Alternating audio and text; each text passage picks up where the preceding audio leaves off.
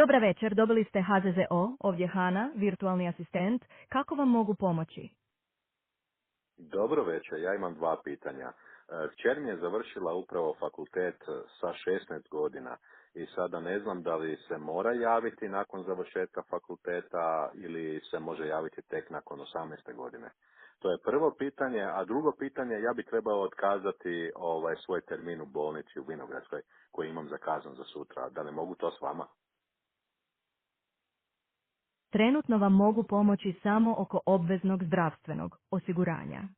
Molim vas, recite mi, možemo li prvo riješiti pitanje vezano za obvezno zdravstveno osiguranje vaše kćeri? Može. Što ona treba napraviti?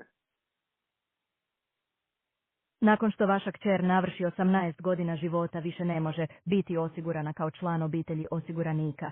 Međutim, ima pravo prijaviti se na obvezno zdravstveno osiguranje u roku od 30 dana od dana navršenih 18 godina života.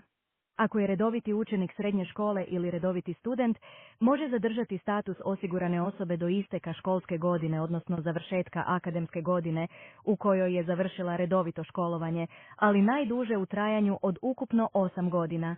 Što se tiče otkazivanja termina u bolnici, to ne mogu učiniti.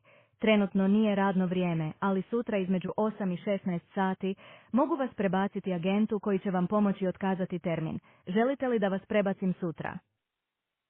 Može, onda ću nazvati sutra pa me sutra prebacite, to u redu? U redu. Trebate li još nešto? Pa evo to sam htio pitati za kćer, to smo onda riješili.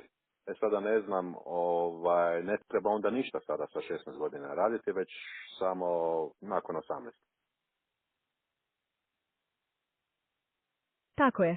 Dok vaša kćer ne navrši 18 godina ne treba ništa poduzimati vezano za zdravstveno osiguranje.